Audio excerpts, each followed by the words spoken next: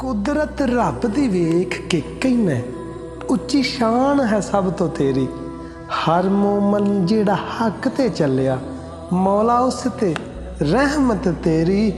उस दिल विच कदी नेरा नहीं हुंदा जिस दिल विच रोशनी तेरी। मौला कल्ब कर मेरा रोशन नहीं ते मूवी मिट्टी दी टेरी, नहीं ते मूवी मिट्टी दी टेरी।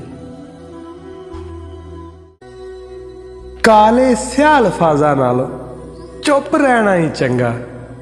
बुरियां महफिलां बैन दे नालों सौ जाना ही चंगा।